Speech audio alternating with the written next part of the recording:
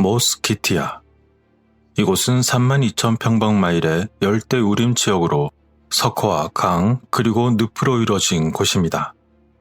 사람들은 이러한 곳에서 찾기 힘든 신비한 도시가 존재한다고 생각했습니다. 흰 돌로 둘러싸인 성벽 안에 폐쇄된 거대한 잃어버린 도시의 이야기는 수세기 동안이나 전해져 내려왔습니다. 하얀 도시로 여겨지던 이러한 전설은 때때로 거대한 원숭이의 신상이 지켜보는 저주받은 장소라고 불리기도 했습니다. 이러한 이야기는 허구처럼 보일 수 있지만 잃어버린 듯한 하얀 도시의 이야기는 수년 동안이나 숲에서 가져온 조각품과 동상 조각들을 볼 때 그럴듯해 보였습니다. 또한 이 숲 주변의 지역 주민들은 잃어버린 도시에 갔다고 주장했지만 여전히 논란의 여지는 남아 있었습니다. 그리고 수년에 걸쳐 하얀 벽에 원숭이의 신이 있는 전설의 도시를 찾기 위해서 외부에서의 탐험도 시작되었지만 이 지역은 여행하기에 매우 험난한 곳이었으며 게다가 여기서 그 무엇을 찾기도 녹록하지 않았습니다. 일부 전설에 따르면 과거 스페인의 정복자인 에르난 코르테스는 이곳의 고대 유적에 대한 신뢰할 수 있는 정보를 들었지만 결코 찾지 못했다고 보고했습니다. 그리고 한참의 시간이 흐른 뒤인 1927년 조종사 찰스 린드버그는 온두라스의 동부 상공에 모스키티아 정글을 가로질러 비행기를 타고 날아가다가 흰 돌로 만든 기념물을 발견했다고 말했습니다.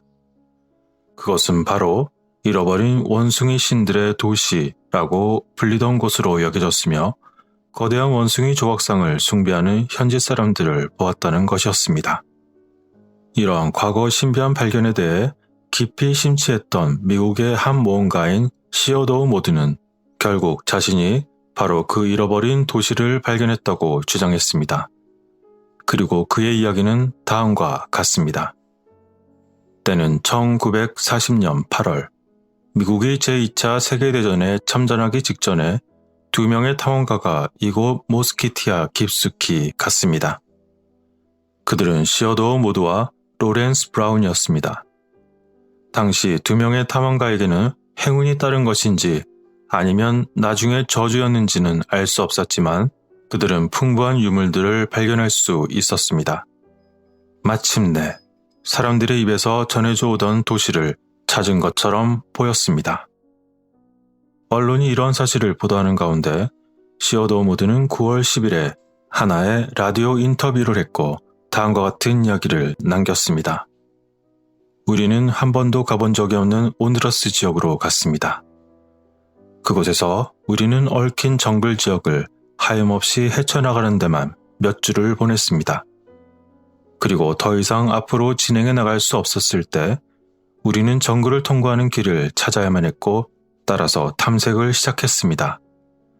그렇게 한참을 탐색하였지만 도저히 길을 찾을 수 없었고 우리는 그만 지쳐서 포기하려고 했을 때 나는 작은 절벽 꼭대기에서 우리가 가던 길을 멈추게 할 만한 무언가를 보았습니다. 그것은 바로 원숭이 신의 잃어버린 도시라고 생각되는 도시의 성벽이었습니다. 나는 그 도시가 얼마나 큰지 짐작도 안 가서 뭐라고 말할 수는 없었지만 그것이 정글 속으로 멀리까지 확장되어 있었다는 것을 알고 있습니다. 대략적으로 제가 본 것으로 미루어 계산해 볼 때 그곳에는 한때 3만 명이 넘는 사람들이 살았을 것으로 보였고 그게 아마도 2000년 전의 일이었을 것입니다. 그러나 그곳에 남은 것은 한때 집이 서 있었던 것으로 보이는 무너진 벽이었으며 한때는 장엄한 사원이었을 수도 있는 석조 기초를 덮고 있었던 남아있는 흙더미 뿐이었습니다. 나는 원주민이 우리에게 들려준 고대 전설을 기억합니다. 그들은 잃어버린 도시에서 거대한 원숭이 조각상이 신으로 숭배되었다고 알려주었습니다. 라고 말이죠. 그렇게 그가 도착했을 때 지역의 원주민들이 어떻게 원숭이의 거대한 우상에 대해 기도하고 제사를 바치고 있는지를 발견했습니다. 그리고 모두는 이어서 야생에서 살고 있는 원숭이 접종에 대한 원주민의 전설과 함께 그가 지역 전역에서 발견한 원숭이 조각에 대해 이야기했습니다. 그러나 그는 도시의 위치에 대한 내용은 상세히 말해주지 않았습니다. 만일 그럴 경우에 그곳에 대한 엄청난 약탈이 일어날까 두려워 자신이 발견한 도시의 위치를 알려줄 수 없다는 것이었습니다. 그렇게 인터뷰 이후에 제2차 세계대전은 진행되었고 그는 전쟁 중에 스파이로서 일했습니다. 또한 그는 결혼했지만 결국 그의 결혼 생활은 실패하고 말았으며 알코올 중독에 빠지고 말았습니다. 그러다 1954년 그는 자신이 찾은 전설의 도시가 있는 온두라스로 들어가지 못하고 런던의 차 안에서 사망한 채로 발견이 되면서 전설의 도시에 대한 위치의 세부적인 사항은 그와 함께 사라지고 말았던 것이죠. 원래 모두는 황금의 신의 피난처로 가득한 숨겨진 도시로 알려진 하얀 도시를 찾고 있었습니다. 그러나 그의 욕심이 어쩌면 원숭이의 저주를 불러들여 또 다른 희생자가 되었던 것이었을까요? 이러한 모두의 이야기는 모스키티아에 대한 모든 탐험 중에서 가장 상징적인 이야기였습니다. 어떤 사람들은 그가 말한 도시가 아마도 전혀 존재하지 않았을 거라고 주장하기도 했습니다. 게다가 그는 단지 더 금을 얻을 수 있는 방법을 찾고 있던 사기꾼이었다고 비판하기도 했습니다. 한편 이렇게 말들이 많았던 곳에 대해 인류학자와 민속학자들은 온두라스 북동부의 원주민들이 전하는 이야기와 신화를 기록하기 시작했습니다. 그러한 기록에 따르면 16세기에 스페인 사람들에 의해서 여러 차례 탐색이 시도되었고 그들에 의해서 지역에 퍼진 질병으로 인해 모든 것들이 황폐화되었음에도 불구하고 모스키티아는 결코 스페인에게 정복되지 않았던 곳이었습니다. 그러한 사연이 있는 이곳은 실질적으로도 매우 위험한 환경이었고 그로 인해서 온두라스 정부는 고고학자들이 이곳에서 연구를 수행할 수 있는 허가를 거의 발급하지 않고 있었던 것이었습니다. 그런데 탐험은 여기서 끝나지 않았습니다. 1952년 탐험가 티보르 세케일즈는 온두라스 문화부를 어렵게 설득하여 원정대를 겨우 꾸렸고 이를 통해 하얀 도시를 찾으려고 했지만 그만 빈손으로 돌아오고 말았습니다. 그리고 그 이후로는 한동안 잠잠했습니다. 그렇게 또다시 찾는 데 실패한 이후 한동안 잠잠하다가 1990년대 대중매체에 이러한 전설이 보도된 후에 온두라스의 유적에 대한 조사가 다시 시작되었고 결국 2012년에 첫 번째 중요한 발견이 이루어졌습니다. 그것은 바로 항공 측량으로 인공의 기념물이 드러난 것이었죠. 때는 2012년 5월 다큐멘터리 영화 제작자인 스티브 엘킨스가 이끄는 연구원팀은 온두라스의 모스키티아에서 라이다로 불리는 원격 감지 기술을 사용하여 항공조사를 수행했습니다. 여기서 라이다 기술은 레이저 펄스를 쏘고 반사되어 돌아오는 시간을 측정하여 반사체의 위치에 대한 좌표를 측정하는 레이더 시스템입니다. 이들의 스캔 결과 계곡을 통해서 약 1마일 이상 뻗어있는 인공지형의 증거가 밝혀졌다고 발표했습니다. 그리고 이것은 원숭이 신의 잃어버린 도시에 대한 발견 가능성에 대한 언론의 관심을 불러일으켰습니다. 그러나 이러한 발표는 고고학자 로즈마리 조이스에 의해서 과대 포장한 광고일 뿐이라고 비판을 받기도 했던 것이죠. 그 후 2013년 5월 추가적인 라이다 분석을 통해서 숲속 아래에 있는 대규모의 건축물에 대한 특징을 식별한 것처럼 보였습니다. 그러나 당시 그들이 계속할 수 있었던 것은 그 숲속 아래 정글에 대해서 단지 모호하게 스캔하는 것 뿐이었습니다. 따라서 그들에게 남은 것은 이러한 결과가 정말로 맞는지를 확인하기 위해서 지상 탐사를 하는 시간이 필요했습니다. 이것은 또한 휴스턴 대학교 그리고 국립항공 레이저 매핑 센터가 보여준 온두라스의 3D 디지털 지형도가 인공광장을 나타냈기 때문이기도 했습니다. 그리하여 콜로라도 주립대학의 메소아메리카 전문가인 크리스토퍼 피셔가 이끄는 고고학자 팀은 작업을 시작했습니다. 항공 스캔으로 확인된 지역에 대한 지상조사를 수행했으며 토공 및 광장으로 구성된 광대한 복합단지를 발견했다는 흥미로운 소식을 발표하게 되었습니다. 피라미드와 광배용 수로 그리고 저수지와 고분을 포함한 도시가 수세기 또는 아마도 수천 년 전에 버려진 이후에 전혀 손대지 않은 채 남아있는 것처럼 보였습니다. 그곳에서 연구팀은 지금까지 돌로 만든 의례석과 동물 형상으로 장식된 그릇 등 그곳에서 나온 유물 52개를 찾아냈습니다. 게다가 그들은 그곳을 조사하면서 어쩌면 수천 명 이상에 해당하는 고대 원주민들이 아마도 지역 아래에 묻혀 있을 수도 있다고 믿게 되었습니다. 또한 지상에서 나온 것 중에서도 가장 눈에 띄는 물체는 제규어의 머리처럼 보이는 것이었는데 이것은 아마도 신들림 무당을 묘사했을 수도 있다고 분석했습니다. 그러나 또 다른 연구에서는 이 유물이 어쩌면 콜럼버스 이전에 그들의 삶의 특징이었던 의식적인 구기 게임과 관련이 있을 수 있다고 보기도 했습니다.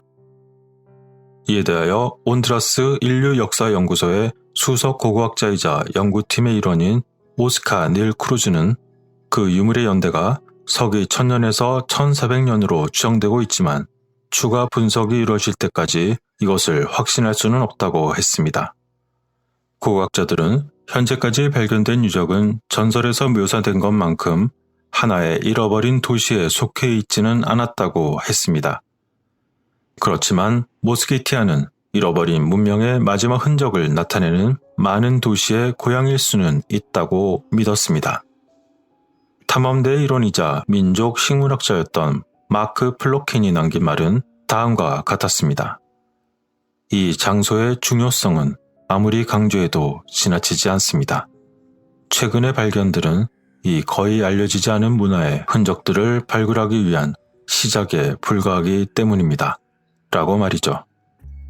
그런데 이것은 어쩌면 고대 힌두교의 라마야나의 하누만과 관계가 있을지도 모른다는 의구심을 품게 합니다.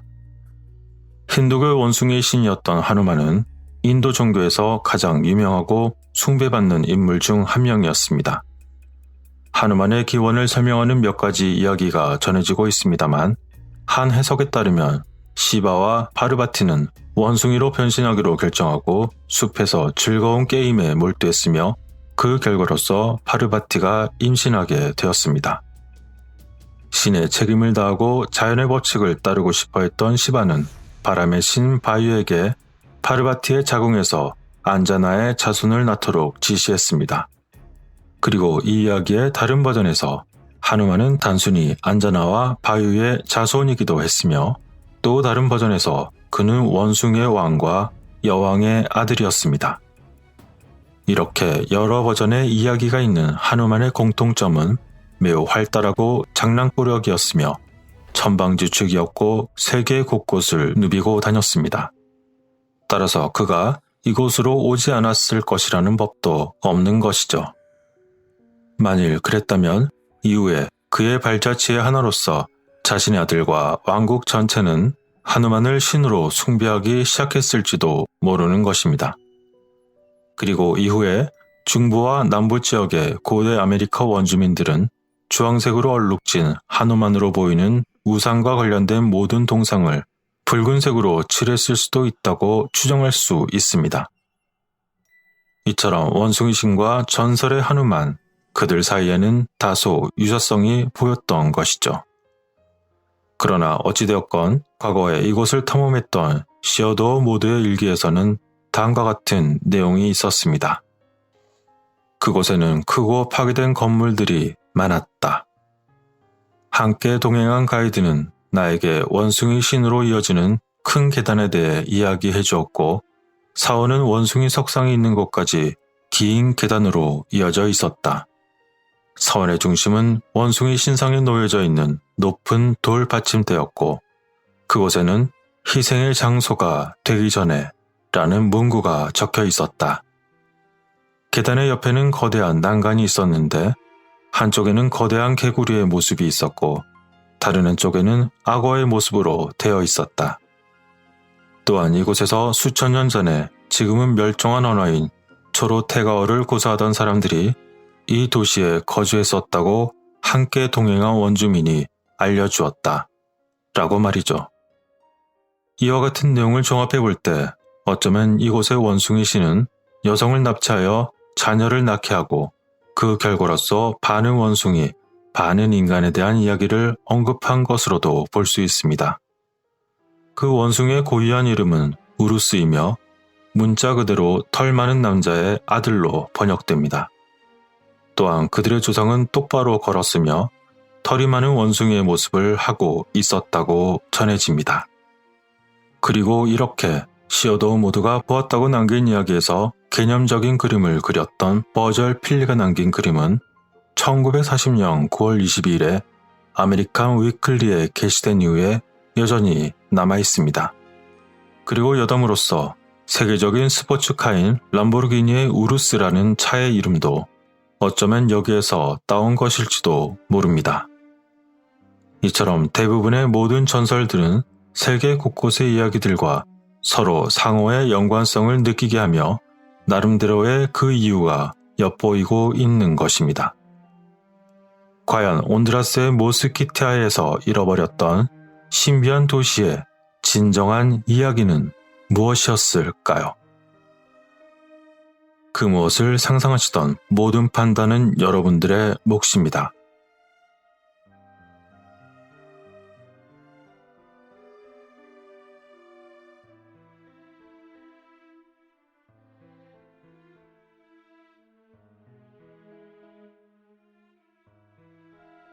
아마 지구상에서 가장 오래된 종교를 꼽으라면 그것은 바로 뱀신에 대한 숭배 종교라고 할 수 있을 것입니다. 1888년에 헬레나 블라바츠키가 쓴 비경이라는 책은 축적된 시대의 지혜에 대하여 심도 있는 이론을 펼쳤는데 그 책에서는 이온과 태양에 대한 숭배가 지구의 전 지역에서 매우 보편적이라고 말하고 있습니다. 한때 과거 이온과 태양의 전통은 세계 곳곳에서 반영되어 있었습니다. 세계의 네 부분이 태양과 용에 대한 신성한 사원으로 덮여있던 때가 있었던 것입니다. 그러나 그러한 과거의 숭배는 현재 대부분 동남아시아와 불교 국가에서만 보존이 되고 있는 형편입니다.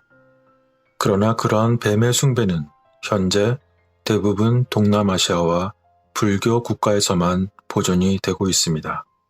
그렇지만 용은 날개를 달고 있고 불을 내뿜는 짐승으로서 중세시대의 개념이 아니라 실제로는 뱀을 가리키는 것입니다.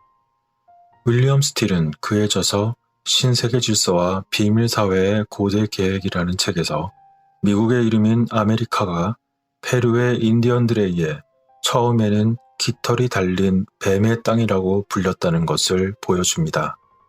한편 제임스 파이어스는 신작 사회 잡지에 실린 기사를 통해 아메리카라는 단어에 대한 조사 및 분석을 제공했습니다. 그는 중앙아메리카에 있었던 마야 인디언의 주된 신은 케찰코아틀 또는 쿠쿨칸이라고 합니다. 그것의 의미는 매화뱀 또는 깃털이 달린 뱀이라는 뜻이며 페루에서 그러한 신은 아마루라고 불리기도 하며 그 영토는 아마루카라고 알려져 있었던 것입니다. 파이어스에 의하면 아메루카라는 단어는 문자 그대로 큰 깃털 뱀의 땅이라고 번역된다는 것입니다. 미국 역사의 가장 널리 퍼진 버전에서는 미국이라는 이름의 기원은 이탈리아 탐험가의 이름인 아메리고 베스푸치에서 온 것이라고 알려져 있으며 실제로는 앞서 말씀드린 큰 깃털 뱀의 영토라는 뜻의 아메루카에서 유래되었다는 것입니다. 이러한 이론은 과거의 뱀 숭배가 모든 문화권에서 일반적이었음이 여러 사실에서 증명되고 있다는 사실에 근거합니다. 그에 따라 아마루카 원주민의 진정한 기원에 대한 대중적인 왜곡은 마침내 학자들 사이에서 아마루카라는 이름의 정당성을 복원하기 위해 더 많은 신뢰를 얻고 있는 형편입니다. 최근 페루에서 발견된 것은 북미와 남미 원주민 간의 관계에 대한 보다 결정적인 증거로 이어지고 있습니다. 그러한 증거들은 고대 잉카 도시를 계속 발굴함에 따라 아메리카의 신비한 기원에 관한 글이 발견되고 있는 것입니다. 잉카인들은 1572년 정복자들이 잉카의 마지막 지도자인 투팍 아마루, 즉 빛나는 뱀이라는 지도자를 붙잡아서 처형을 하자 그들의 마을과 도시를 버리고 보물을 찾기 위해 침략한 스페인 침략자들로부터 도망쳤습니다. 그 후 일부 도시는 추가로 발견되었으며 더 많은 발견되지 않은 도시가 울창한 정글에 숨겨져 있습니다. 그렇다면 어째서 하필 깃털 달린 뱀인 것일까요? 어째서 그들의 토착 문화가 그들의 고향을 깃털 달린 뱀의 땅이라고 부르는 것일까요? 여기서 깃털 달린 뱀의 땅이라는 이름은 실제로는 날개 달린 뱀의 땅으로 해석되거나 날아다니는 뱀의 땅으로 해석됩니다. 이것이 의미하는 것은 이 뱀이 날 수 있는 능력이 있다는 것을 의미하는 것이죠. 그것은 이집트의 날개 달린 태양과 쉽게 비유할 수 있습니다. 그리고 이것은 다시 그들의 초기 문화에서 파생되어 지구상의 최초 문명인 수메르 문명으로 거슬러 올라갑니다. 또한 비행 전차와 용은 고대 아시아 전역에서 흔히 볼 수 있는 묘사였기 때문에 전 세계적으로 그러한 현상이 발견되고 있는 것입니다. 한편 중국에서 용은 그들 나라에 대한 권위를 상징합니다. 중국 전설에 따르면 중국의 초기 황제인 양디와 후황디는 모두 중국 용과 밀접한 관련이 있습니다. 중국인은 그들을 조상으로 간주하기 때문에 자신들을 스스로 용의 후손이라고 부르기도 하는 것입니다. 발에 각각 5개의 발톱이 있는 노란색 또는 황금색 드래곤은 많은 중국 왕조 황제의 상징이었습니다. 그리고 황제의 왕자는 용의 왕자라고 불리기도 했습니다. 우리는 일반적으로 역사의 주제가 모든 과목 중에서 가장 지루하다고 생각하지만 역사의 주제가 어떻게 조작이 되었는지 그러한 것에 대한 연구는 분명히 모든 주제 중에서 가장 흥미로운 주제 중 하나일 것입니다. 그렇게 흥미로운 이유 중 가장 큰 부분은 바로 역사의 위조가 인류에게 알려진 그 어떤 것보다 인간들을 오도하는 데 더욱 많은 일을 했기 때문이 아닐까요? 그렇다면 어째서 역사를 위조하는 것일까요? 만일 파충류의 외계종이 고대의 지구를 지배하고 그들의 가족이 직계 후손으로 대대로 이 땅의 지배를 맡아왔다면 파충류 외계종인지 지구 원래 있었던 종이라도 소수 인원으로 다수의 인류를 조종하기 위해서 또는 큰 혼란과 반대 급부를 없애기 위해서 만일 여러분들이 그들이라도 그렇게 하지 않았을까요? 그런 가운데 한편 미국 남서부에서 파충류 외계인 종족에 대한 묘사로 보이는 증거가 추가로 나타납니다. 미국 남서부에 있는 장엄하고도 평평한 메사 지역과 험준한 산에는 나바호족, 주니족, 푸에블로족, 아파치족, 개미족, 뱀족 등이 포함된 많은 원주민이 살고 있습니다. 이 많은 부족들은 서로 자신들만의 고대로부터 이어져온 전통과 그들만의 이야기를 가지고 있지만 놀랍게도 그들의 창조 신화는 그들 모두 상당히 비슷하고 놀라운 것을 공유하고 있으며 그들의 모두는 그들이 지하로부터 왔다는 고대로부터 전해져온 공통된 신념이 있습니다. 아파치와 푸에블로 인디언뿐만 아니라 주니와 호피 인디언은 지하 세계에서 오늘날의 세계로 등장했으며 일부 남서부 사람들은 그들의 안전을 위해 지하로 다시 돌아갔다는 전설이 있습니다. 애리조나의 호피족은 그들의 조상들이 지구 깊은 곳에 대피소로 데려간 뱀 사람들의 도움을 받아 별이 쏟아지듯 했던 매우 치명적인 폭풍을 피했다고 말합니다. 오늘날 우리는 불과 얼음 폭풍으로부터 그들을 보호했던 개미 사람들에 대해 말하는 또 다른 호피 전설을 알고 있습니다. 호피 인디언들은 이 지하 세계에서 일정 기간 동안 개미족과 함께 살며 지상의 대격변으로부터 살아남았다가 결국 지하 세계에서 지상 세계로 다시 등장했다는 것입니다. 오늘날 미국 원주민들의 제사장과 장로들은 그들을 보호했던 지하세계 사람들이 행성 지구에 오기 전에 별의 신들에 의해 이곳에 왔다고 말합니다. 따라서 이 별의 신들은 그들의 믿음에 따라 우주에서 왔다는 것이죠. 게다가 수십 년 동안 UFO와 외계인 존재와의 만남에 대한 이야기가 새로운 멕시코의 지카릴라 아파치 보호구역 사람들 사이에서 쭉 전해져 왔습니다. 이러한 보호구역에는 외계인과 인간이 함께 여러 프로젝트를 하는 것으로 알려진 지하시설이 있다고 전해집니다. 약 2,700m가 넘는 거대한 높이의 아츄레타 메사의 그늘에 그 둥지를 틀고 있다는 것이죠. 그곳에서 많은 사람들은 이 메사와 주변의 산에서 UFO가 날아오는 것을 보았다고 주장합니다. 그리고 오늘날에도 뉴멕시코는 가장 많은 UFO 목격이 일어나는 곳 중 하나이며 이 지역에 이러한 외계인 방문객들을 끌어들이는 무언가가 있다는 것에는 의심의 여지가 없을 것 같습니다. 이 이야기의 일부 외계인은 호피 전설에 나오는 개미와 뱀과 같은 존재의 고대 이야기와 이상하게 너무나 많이 닮아 있으며 게다가 오늘날 파충류 종족에 대한 묘사와 매우 유사한 것이 특징입니다.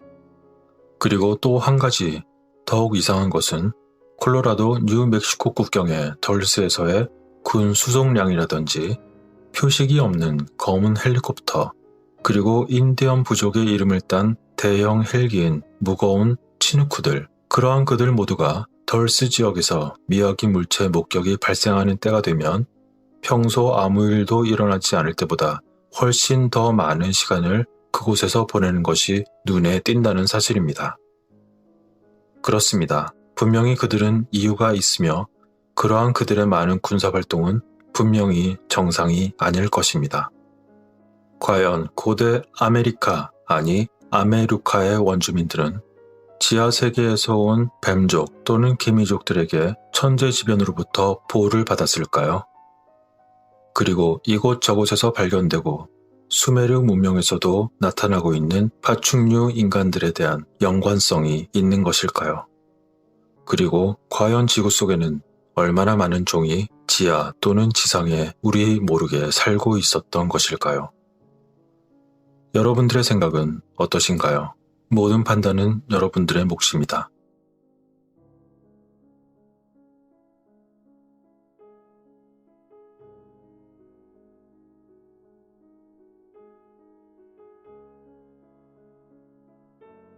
멕시코 북부에는 어떤 소리도 들리지 않는 곳이 있습니다.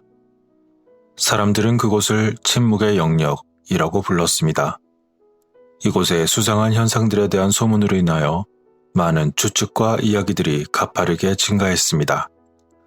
따라서 자연스레 많은 사람들이 열광하며 그것을 더 알고 싶어서 찾아갔고 그로 인하여 미치게 될 부정적인 영향은 아무것도 고려하지 않은 채 말이죠.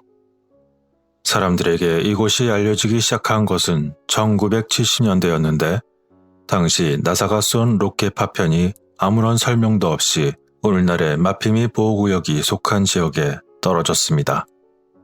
그와 동시에 미국 전문가들이 그 지역에 빠르게 도착하여 자신들 장치의 잔해를 수거하고 그 지역을 모두 차단했죠. 그것은 매우 위험한 장치였기 때문에 임무 외에 그 누구도 그것을 접근하지 못하게 했던 것이었습니다. 그러한 수수께끼에 대한 설득력 있는 이유를 알지 못한 채 사람들은 추측하기 시작했습니다. 라디오와 시계가 작동하지 않는 곳이었고 또한 외계 활동이 있었으며 특정 공간에서는 그 어떤 소리도 들을 수 없다는 주장이 제기되었습니다. 그리하여 그곳 침묵의 영역에 관한 이야기는 널리 퍼졌던 것이었습니다. 곧이어 많은 사람들이 이 지역에 대한 독특하고 초자연적인 경험을 위한 여행을 하기 시작했습니다.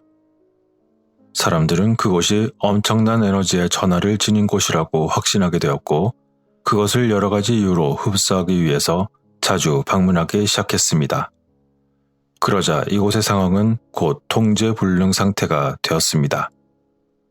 사람들은 이러한 신비한 믿음을 추구하면서 그곳에 여러 종들을 수집하여 해외에 좋은 가격에 판매하였고 이 지역에 대한 복구할 수 없을 정도의 심각한 피해를 입혔습니다.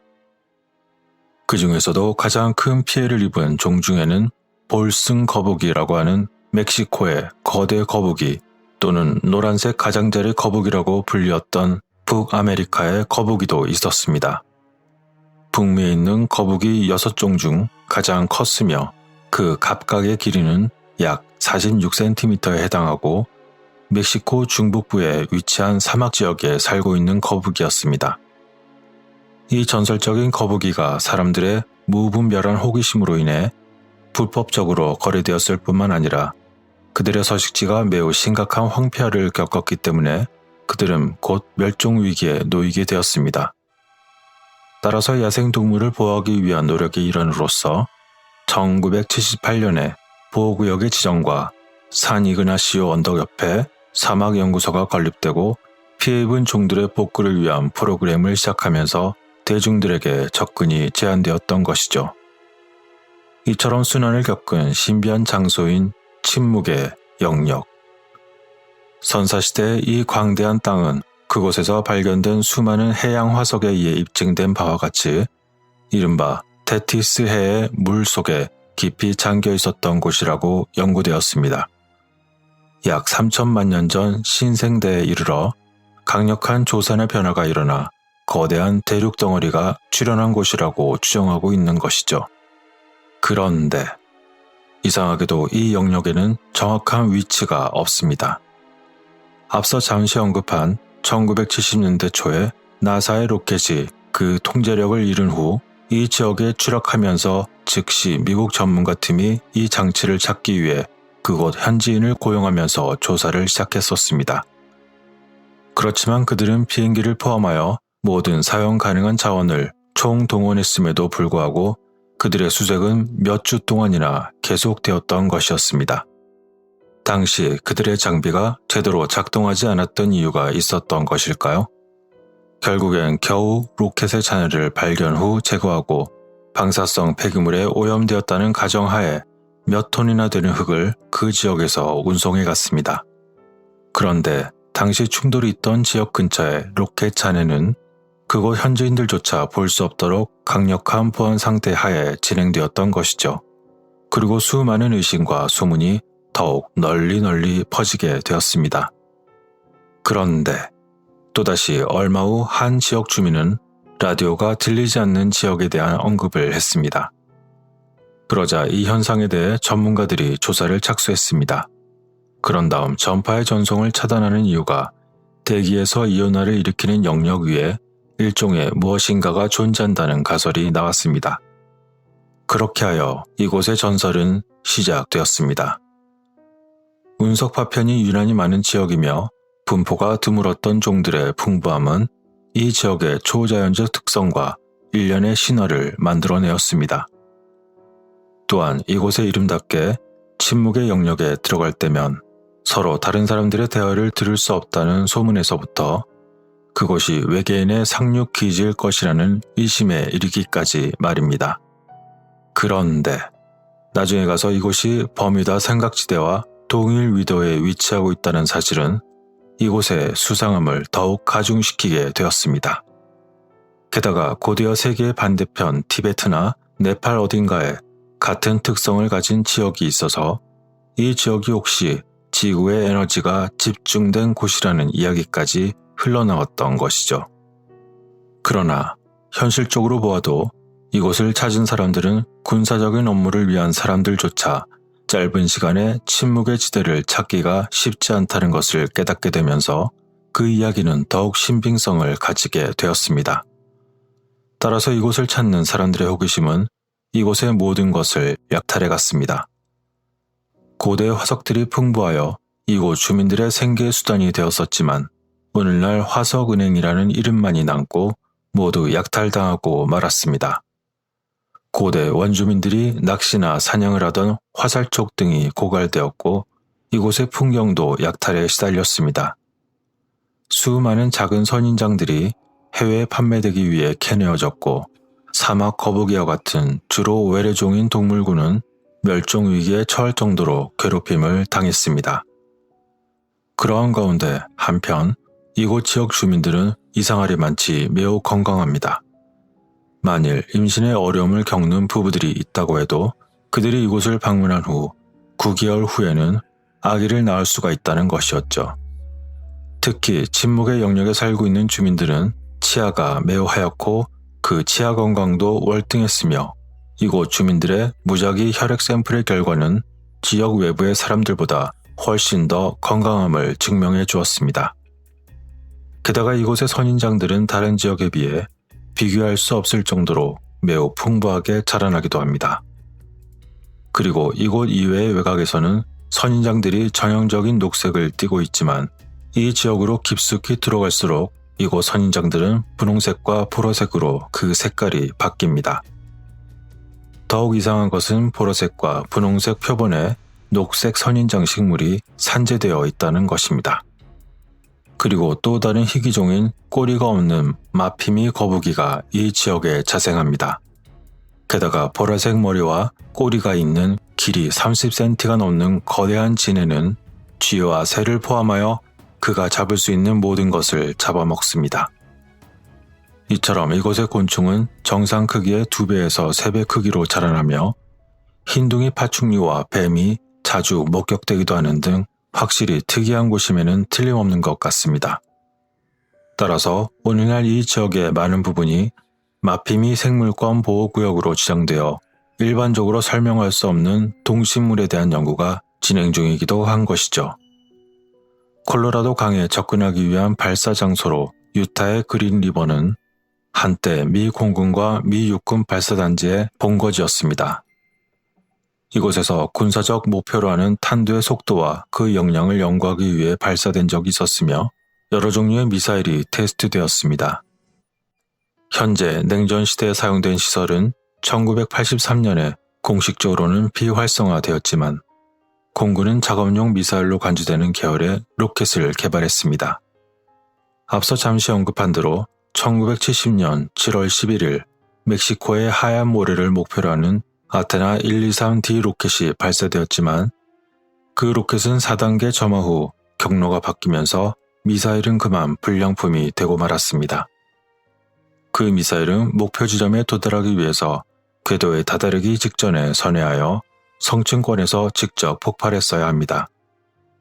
그 전까지는 150번 이상 성공적으로 임무를 수행하였지만 이날은 어째서인지 예기치 않게 멕시코를 향해 이동하여 침묵의 영역에서 수백 마일 떨어진 코스에 떨어지고 말았던 것이죠.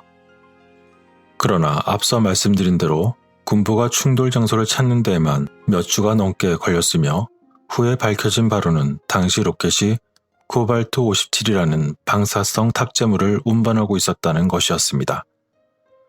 군부는 몇 달간의 조사를 하였음에도 로켓이 불량품이 된 이유에 대한 이론만 나왔을 뿐 결정적인 원인은 찾지 못하였습니다. 어째서 100번 이상이나 성공적인 실험이 진행되었으나 이곳을 지나는 실험에서 이와 같은 일이 벌어졌던 것이었을까요? 그런데 이뿐만이 아닙니다. 일반적인 통계상으로 볼 때 거의 불가능에 가까운 수의 운석 파편이 유독 이 지역 전체에 광범위하게 흩어져 있습니다. 일부 이론가들은 비정상적인 수준의 자연적인 자기현상이 철 기반의 운석들을 끌어들이기에 충분히 강하다고 주장했습니다. 심지어 우주 쓰레기로 여겨지는 이미 사용된 로켓 단계와 손상된 위성을 포함하여 지구 주위 궤도에서 떨어지는 인간이 만든 기술의 파편들을 포함해서 말입니다. 그런데 1969년 2월 8일 오전 1시 이곳을 강타한 알렌데 운석은 지역 주민들을 깨웠습니다. 어떤 사람들은 세상의 종말이 왔다고 믿고 무릎을 꿇고 기도했습니다. 100마일 떨어진 곳의 목격자들은 밤하늘을 가로지르는 웅장한 파란색과 흰색 줄무늬를 보았다고 전했습니다. 당시 이러한 광경을 보고받은 후 광범위한 사상자가 발생했다는 가정하에 긴급 구조대가 파견되었지만 이상하게 그 누구도 부상당하지 않았습니다. 당시 발생한 운석의 소나기는 야간에 발생한 사건이었지만 이 알렌데 운석은 지구에 떨어진 가장 큰 사건 중 하나였습니다.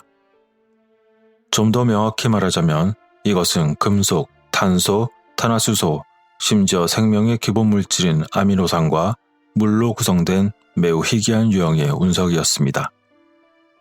일반적으로 손익분과 세계 종말과 같은 조명 효과를 보여주는 지구의 대기에 진입하는 그 유성은 일반적으로 행성 표면 수마일 위에서 폭발하는 경향이 있습니다.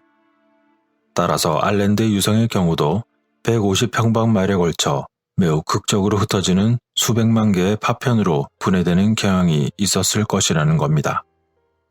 알렌드 유성은 그 생성 시기가 약 45억 년 전으로 추정하고 있으며 초신성이 우리 태양계를 형성할 때 태어날 가능성이 있다고 하는데 이 모두 과학적 추측일 뿐 그 누가 알겠습니까?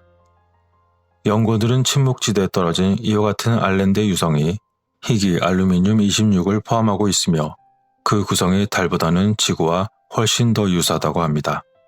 그런데 북극처럼 강한 전자기장에 대해 측정하는 연구원들은 이 지역의 유성에서부터 우주 쓰레기에 이르기까지 수많은 양의 금속 화학물을 끌어들이는 것이 놀라운 일이 아니라고 주장했던 것입니다. 이것은 또한 회전하는 나침반 바늘뿐만 아니라 먹통이 되는 무선 통신 등을 설명한다지만 비정상적인 식물 그리고 동물의 돌연변이는 아직까지 설명되지 않고 있습니다. 게다가 어째서 이 구역이 거의 비현실적인 전자기학의 변칙적인 중심에 있는 것인가 하는 질문은 여전히 남아있는 상태인 것이죠. 지금은 절판된 1986년의 책 The Zone of Silence에서 저자 게리 헌트는 지구 역사의 어느 시점에서 거대한 운석이 현재의 지대에 충돌했다고 일어나했습니다. 그러나 알렌드 운석의 수백 배 크기인 거대한 규모의 운석에 대한 영향은 수마일에 달하는 거대한 분화구 지대를 남겼어야 했을 것이지만 그의 주장과는 달리 이곳 지대의 표면은 옥수수밭처럼 매우 평평하기만 합니다. 그런데 화석 기록에 따르면 이 지역이 한때 고대 백악기 티스의 아래에 있었으며 만일 거대한 운석에 충돌이 있었다면 그것이 해저 깊숙이 들어갈 수도 있었을 것이라는 이론이 가능한 것이죠. 그렇다면 시간이 지남에 따라 당시에 떨어진 운석이나 물체 또는 폭발된 파편들이 고대의 해저 아래로 가라앉았을 것이며 그 후에 이곳은 현재 지형처럼 평평해졌다고 가정해 볼 수도 있을 것입니다. 따라서 당시 강한 철과 함께 많은 자성을 띤 물체를 품고 있었던 운석이었다면 그것이 깊숙이 묻혀있는 상태에서 이 지역 전체를 포함한 위아래에 어쩌면 강력한 자성의 힘을 가할지도 모를 것입니다. 하지만 이 또한 운석이라는 것이 있었다는 가정일 뿐 실제로 발생했는지는 모두 추측에 불과합니다. 만일 사람들이 일반적으로 말하는 외계가 아닌 내계인지 지하세계의 누군가가 자신들의 여행을 위한 도구로서 고대의 방문객들이 자성을 띄운 무언가를 실제로 그 위치에 가져다 놓았을지도 모르는 것이죠. 그런데 여기서 또다시 새로운 이야기가 추가가 됩니다. 이곳에서 수세기 동안 소를 키우던 목장주들은 많은 경험담을 들려주었습니다. 그들은 수상한 밤하늘에 떠다니는 비행체들의 조명에 대한 경험 이야기를 한 것이었죠. 그 중에서 파코 슈아레즈라는 사람의 경험담은 다음과 같았습니다. 우리는 북쪽으로 매우 높이 떠있던 상자 모양의 불빛의 그룹을 보았습니다.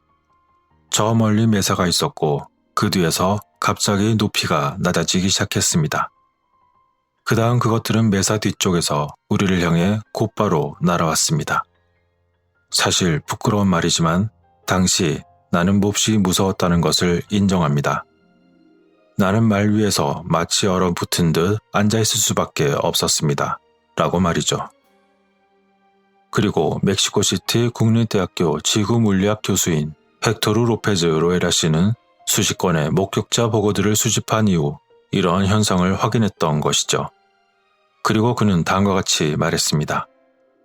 목격자들이 보았다는 그 수상한 빛들이 존재한다는 것은 이제 더 이상 의심의 여지는 없습니다. 그러나 그것이 무엇이며 어디에서 오는지는 아직까지 미스터리입니다. 라고 말이죠. 1976년 9월 저녁 세바요스 외곽에 거대한 비행체가 조용히 매달려 있는 것이 목격된 적이 있었습니다. 주민들은 길이가 대략 90m 정도로 추정되는 조용한 비행체를 보기 위해 너도 나도 모였습니다. 그들은 당시의 상황을 이렇게 전했습니다. 우리들이 그것을 바라보았을 때 공중에 떠있던 그 물체는 위쪽에 곡선이 있는 직사각형이었고 그것은 발광으로 빛이 났습니다. 하늘에 떠있던 물체의 가장자리에는 흰색, 파란색, 그리고 녹색으로 보이는 조명들로 가득했죠. 우리들이 키우던 개들은 괴로워하는 듯 울부짖었고 돼지들은 비명을 질러댔습니다. 당시 우리들은 마을 사람들 모두가 마치 감시당하는 듯한 느낌을 받았고 대부분 패닉을 느끼기 시작했습니다. 몇 분 동안인지 모르는 길게 느껴지던 시간 동안 공중에서 마치 정지한 것처럼 떠있던 물체는 다시 점점 멀어지기 시작했습니다. 당시 우리 지역 경찰서장은 듀랑고 당국에 이 사건을 보고했지만 그 이후로 더 이상 우리들은 그것과 관련한 것을 들은 바가 없었습니다. 라고 말이죠. 이와 같은 수상한 일들이 가득한 침묵의 영역. 이 지역에는 10km 길이의 직사각형 모양의 흔적들처럼 설명할 수 없는 발견이 훨씬 더 많습니다. 이런 언덕 지역은 인간이 만든 것으로 보이지만 여기에 쓰인 돌들은 이 지역에서 나오는 돌들이 아니었으며 그러한 돌로 조각한 인간의 머리를 비롯한 고대 유물들도 근처에서 발견되기도 했습니다. 또한 짙고 어둡고 불길한 구름이 하늘을 덮고 있는 이곳은 별의 찬란한 빛과 둥근 하늘을 가로지르는 운석인지 무엇인지 모르는 덧없는 빛의 물체가 지나가는 곳입니다. 그리고 만일 폭우가 내리기라도 한다면 며칠 동안 이곳의 사막을 떠날 수 없으며 땅은 어둠 속에 있고 우주의 빛마저 없어집니다. 수평성 위의 번개만이 잠시 동안 세상을 비추고 명상하기 위해 그곳을 방문한 사람들을 불안하게 만드는 무관심한 듯 잠자는 거인을 닮은 주변산의 검은 실루엣이 나타납니다. 남쪽으로는 멀리 수평선 너머로 사라진 코마르카 라구네라 도시의 희미한 불빛이 보이는 이곳. 과연 이곳에서만 보이는 많은 신비한 현상들은 그저 자연적인 현상이었을 뿐일까요? 아니면 누군가의 세심한 손길이었을까요? 그 무엇을 상상하던 모든 판단은 여러분들의 몫입니다.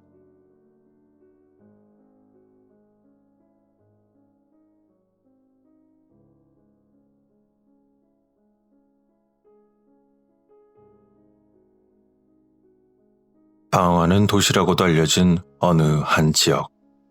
이곳은 오늘날의 칠레와 아르헨티나 사이에 파타고니아에 존재했다고 전해지는 전설의 땅입니다. 역사적인 기록에 따르면 이곳은 금과 다이아몬드가 풍부한 곳이었으며 백인에서부터 거인에 이르기까지 매우 다양한 방식으로 묘사된 주민들이 살고 있었다는 이야기가 전해졌습니다.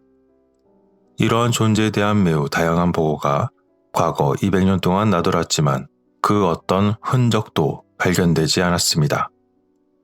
이러한 이야기는 마치 콜롬비아의 잃어버린 황금의 도시 엘도라도나 칠레 정글의 잃어버린 부의 도시라든지 페루 안데스 산맥의 전설적인 잉카의 마지막 도시였던 파이티티를 연상시키곤 합니다.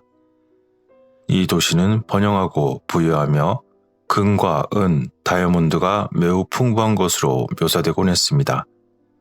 우연히 발견한 사람의 희귀한 증언에 따르면 안데스 산맥 어딘가에 있는 두 개의 산 사이에 있었다고 전합니다.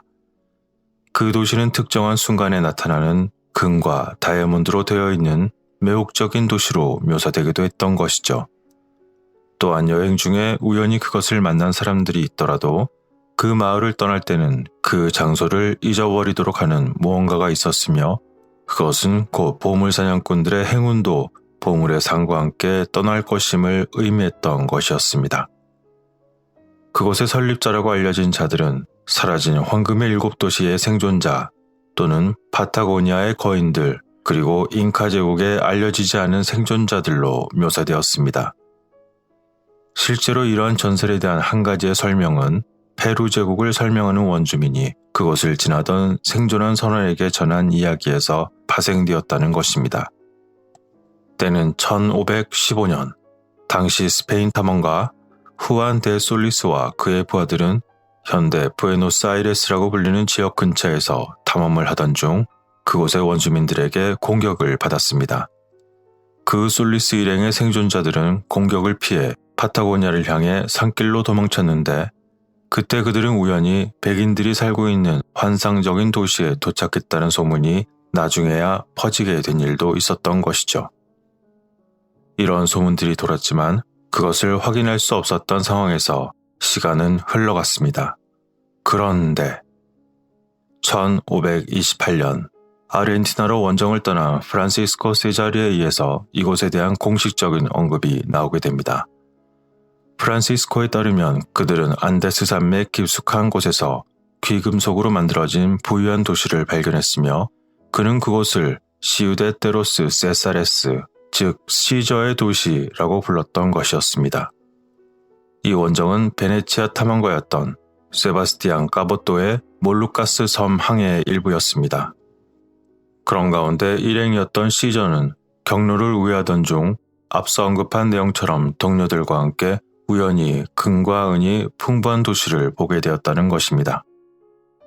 이러한 탐험 중 우연한 목격담의 이야기가 퍼지면서 신화적인 시저의 도시 전설은 시작되었습니다. 시저가 몸담고 있던 까보토의 탐험 원정대는 1526년 4월 3일 스페인을 떠나 마젤란 해협을 통해 몰루카스로 향했습니다. 그 후 브라질 연안의 산타 카탈리나 섬에 상륙한 그들은 라플라타를 방문했던 솔리스 원정대의 추방자들을 찾았고 그들에게 대륙 내부의 풍부함에 대한 환상적인 이야기를 듣게 되었습니다. 그 후 까보토는 경로를 돌려서 백색의 왕과 라플라타를 찾아 우루과이, 파라나, 그리고 파라과이 강을 탐험하면서 들어갔습니다.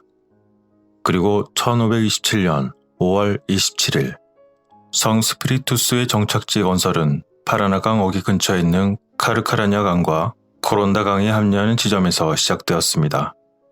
그 후 1528년 4월 모게르가 이끄는 원정대가 성 스피리투스에 도착했고 그도 역시 몰루카 쪽으로 방향을 돌리고 카보토와 합세하였습니다.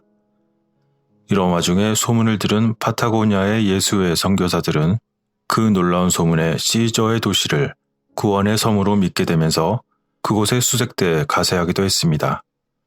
그리고 1540년 마젤란 해협에서 난파선이 발생하여 약 200명의 목숨을 앗아간 적도 있었는데 그때 2명의 선원이 살아남아 23년 후인 1563년에 이 이야기를 전했습니다. 그들은 당시 길을 잃은 채로 칠레로 오게 된 후 그들은 모험을 통해 잉카 문명에서 기인한 듯한 보물로 가득 찬 도시를 발견한 방법에 대한 이야기를 한 적도 있었다는 것이죠.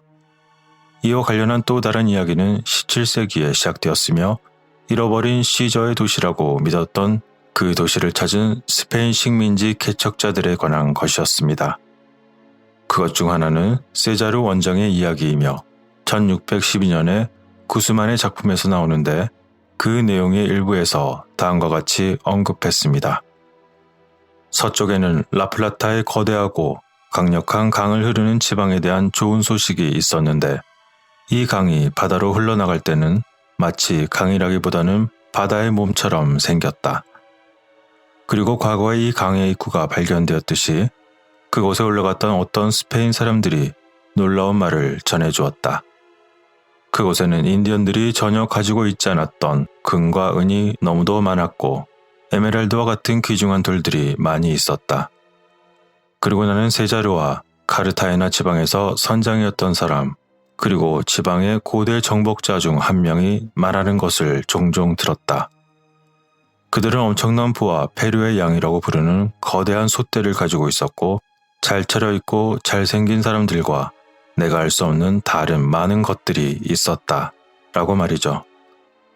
현대에 와서 더 많은 연구가 이루어지는 가운데 델포스 재단에서는 아르헨티나 요새로 알려진 리오 네그로 지방에서 발견된 암석이 바로 과거 시저의 도시 중 일부라고 보고하기도 했습니다. 그런데 또 다른 연구에 따르면 그들은 이 요새가 성배를 보호하기 위해 성정 기사단에 의해 건설되었다는 것이었습니다. 많은 연구자들은 그 기사단이 크리스토퍼 콜럼버스보다도 앞서서 아메리카 대륙을 방문하고 여행했다는 것이었죠. 또한 이와 같은 이론에 따르면 성전기사단이 학살당하기 이전에 그들은 성배학 기사단의 보물들을 가지고 아메리카 대륙으로 향했다는 것입니다. 여기서 성전기사단은 과거 기사 수도회 중 가장 부유하고 권세가 강했던 단체였습니다. 그들은 기독교 세계 전역으로부터 각종 기부를 받아 규모와 권력이 급속히 성장하였으며 그 자금으로 기독교 금융의 주요 기관이 되었습니다. 성전기사단의 기사 수도사들은 흰 바탕에 붉은 십자가가 그려진 망토로 유명한데 이들은 십자군 전쟁 때 기독교 측의 최고의 전투 병력이었습니다.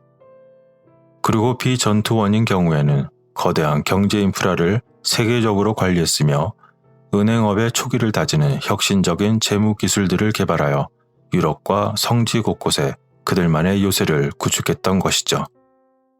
이러한 성전기사단은 십자군과 불가분한 관계에 있었지만 그들의 성지를 상실하자 성전기사단에 대한 지지도 대부분 사그라들었던 것이었습니다. 게다가 성전기사 수도사들이 수상한 의식을 행했다는 소문이 나돌면서 성전기사단에 큰 빚을 지고 있었던 프랑스 국왕 필리프 4세는 그것을 핑계로 성전기사단을 탄압하였습니다. 그리고 1307년 프랑스 성전기사 수도사의 대부분이 필립 4세에 의해서 체포되어 고문 끝에 거짓 자백을 하고 화형에 처해지게 됩니다. 그 후 필립 4세의 압박을 받은 교황 클레멘트 5세는 결국 1312년 조직을 해산시키면서 성전기사단은 공식적으로는 사라지게 됩니다. 적어도 공식적으로는 말이죠.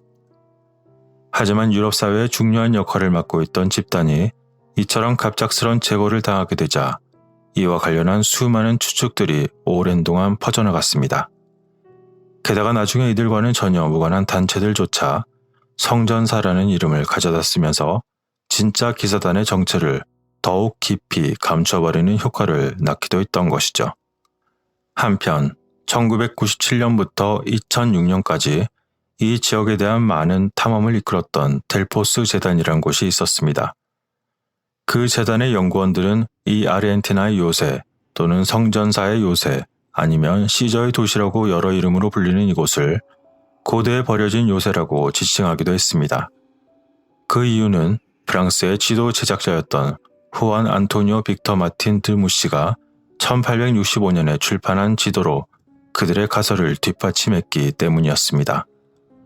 무시는 원래 의학 박사였으나 아르헨티나 연방 1대 회장이었던 우르키자에 의해 그곳 영토를 탐험하기 위한 원정대의 학자로서 고용되었습니다. 그는 이 업무를 위해 파라나 연방의 수도로 간 후 5년간 파라과이, 미시오네스, 차코, 파타고니아 북부, 안데스 산맥, 칠레 그리고 남부를 순회하면서 무려 2만 킬로미터 이상을 여행하는 탐험을 시작했던 것이죠. 그동안 무시는 볼리비아, 우루과이와 파라나의 탐험을 비롯해 수백 개의 천문학적 계산과 민족 지리학적 데이터 외에도 자연사, 지질학, 지리학, 기상학의 방대한 관측 자료를 축적했습니다. 그러한 조사 결과로 1860년에서 1864년 사이에 파리에서 새 권으로 출판한 작품인 아르헨티나의 지리와 통계가 있었던 것이었습니다. 이처럼 많은 소문과 이야기들이 함께 섞여 있는 시저의 도시.